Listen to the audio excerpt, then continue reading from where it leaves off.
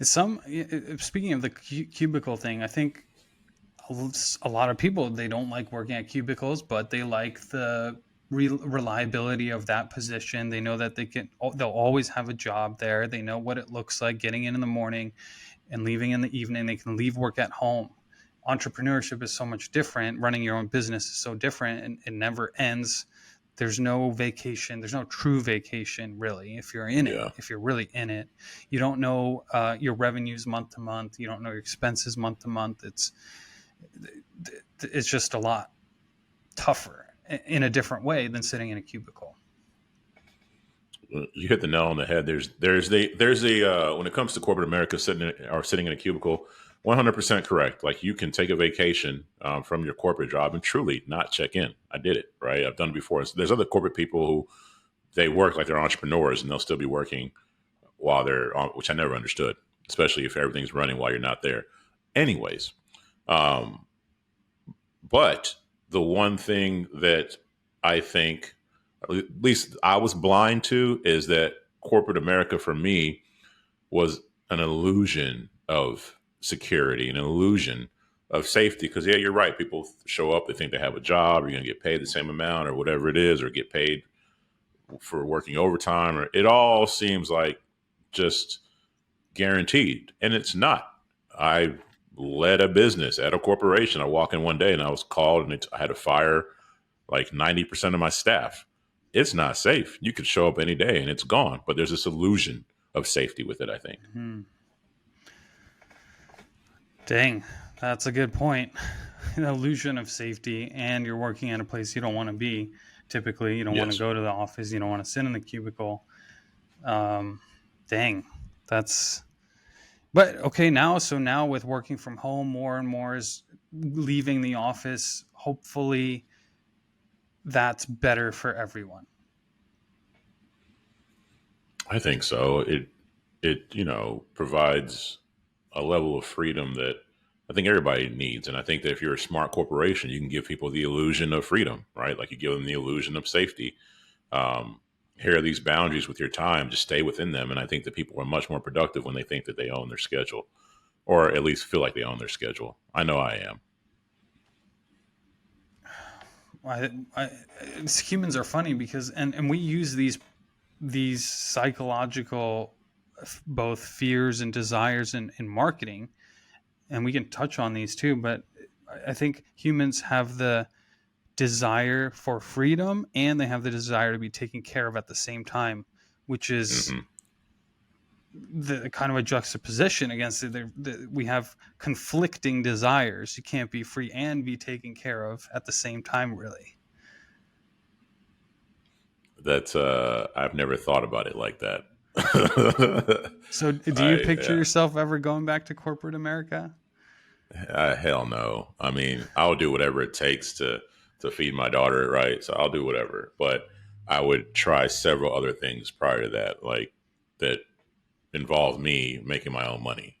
Um, but man, it was just for me, corporate America was it just drains the life out of you. I did it for way too long.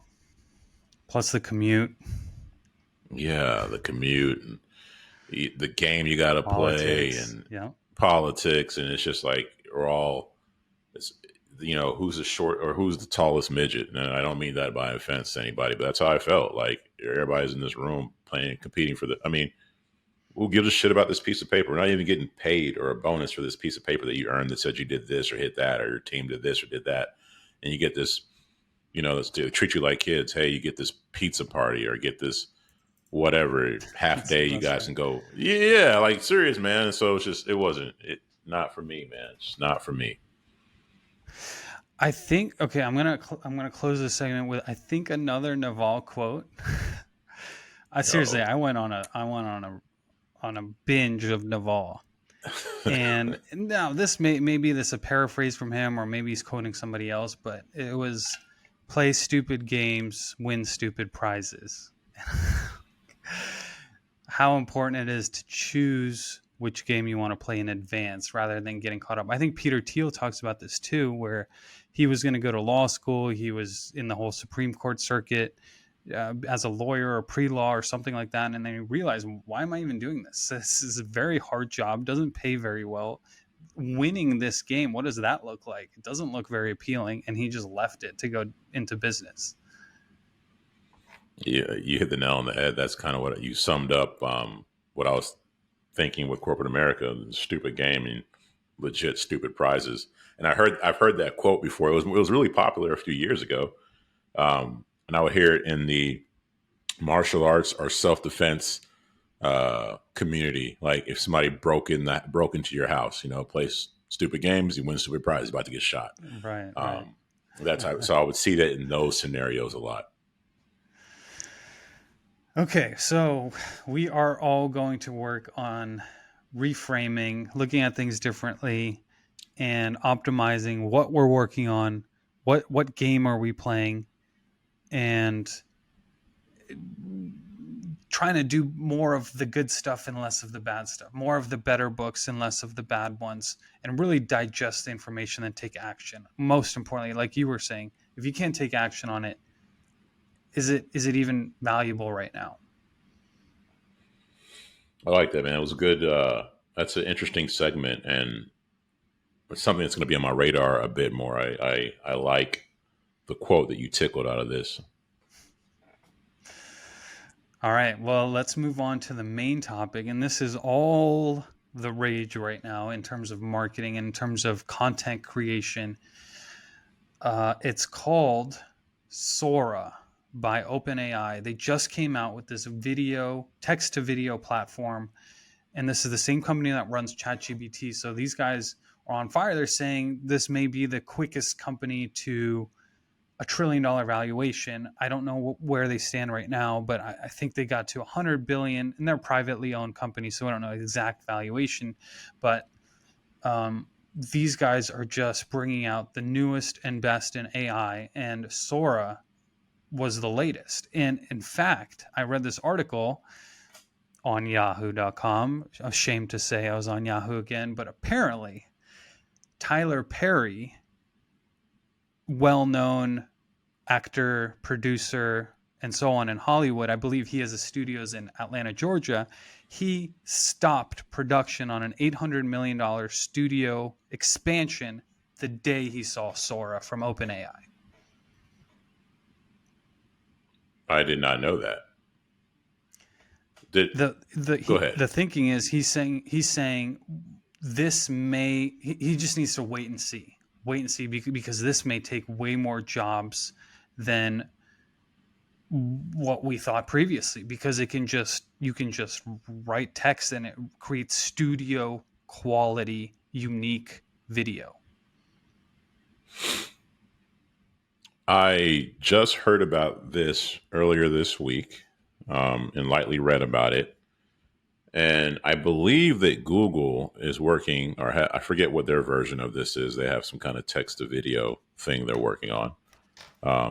But OpenAI is, to your point, is clearly the leader with AI right now. Clearly the leading company.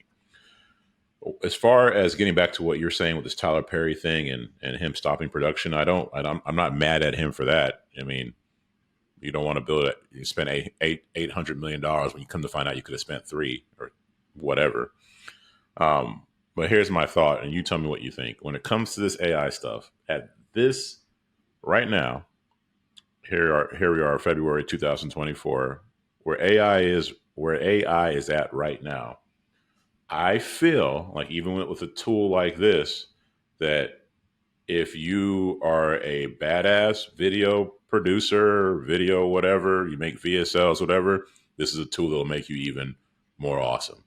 And if you don't know what the hell you're doing, you're going to use this tool and still not know what the hell you're doing. It will just not be as great. So do you think that I think yes, it will take a few jobs away, but I don't think it will destroy entire industries, at least not yet. What are your thoughts? I mean, it's kind of funny when we say we're going to take away jobs. I don't know if you've seen that South Park episode, or they kind of do it all the time. Like they took our jobs. Yeah, and that's not real. Like, yes, some jobs are going away. Other jobs are coming in a big, fast way. The same way we didn't know what jobs the car would bring. We didn't know about even taxi drivers before car, and then now there was horse and buggy and whatever.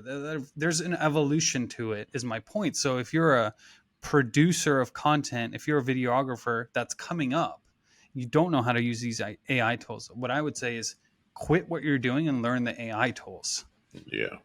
And you can not just keep your job, but you can excel in the industry, and is going to be changing. So instead of having to film much of what's going to happen in Hollywood, and I kind of have an idea of how this is going to look like and be customized to everybody, where you can literally request the show that you're watching to be in a certain style and to go in a certain direction.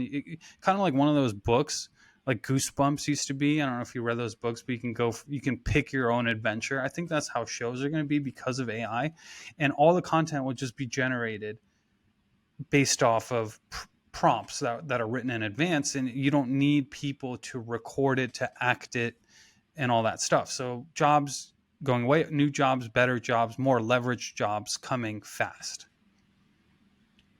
You just said something. You said a few things, but do you think that it will get to a point where um, entire movies are made of AI and fake actors and actresses? I do think that's going to happen, but that leads me into the deeper question that I wanted to ask you is, in this age where anything can be created in an instant from a content perspective, what will real people actually care about, and what will they want to see from their content? So just because it can be created, are they going to want to watch it, or are they going to crave something else? And what exactly will they be looking out for? That's a good question. I have no idea what the answer would be. I think that at the end of the day, when we went with a question like that, is I don't know the answer, but if I'm searching for it, it's going to come down to what's in it for the person, what's in it for them. And I think as long as let's say it's a movie or a story and it's all AI, if it accomplishes the task of really removing them from their current world and putting them into some other different reality where they really identify and connect with the characters emotionally, as long as it does that, I don't think people give a shit, right? I mean, think about all the great movies that we've watched and we don't know the actors. No idea. Don't know what their names, don't know what he or she whatever they starred in. But for that movie, for that time of period, they took us out of our world and put us in there. So if AI can do that, I don't think people give a shit as long as they're getting what they came for. Hmm. Wow, that's actually a much different perspective than I thought. This is really interesting to hear that, because what you're saying is it really won't matter. AI, as long as the story does its job, it has to take you out. Which is, and by the way, I was just last night, and this was a recommendation book from one of the masterminds that we're in. It was talking about hypnosis is in trance, and that's what you're in when you're in that state Yes. of just removing you don't know you're on the couch watching a movie or in a crowded theater of 150 people. You just by yourself in this own world. Or if you're reading an amazing story over email or on a blog, it's the same thing. You're in a trance. So man, I guess AI is going to be able to do that. So yeah, and Hollywood's probably freaking out about it, especially the actors and their the people that represent the actors. What is it? The skill guild? No, what's Actors it's a Guild union. or Yeah, some union yeah, that they're whatever part that of, shit probably is. fighting it. Dang, I dang. It's kind of sad that though, right? Like it's like, dang, I want people to still be valuable.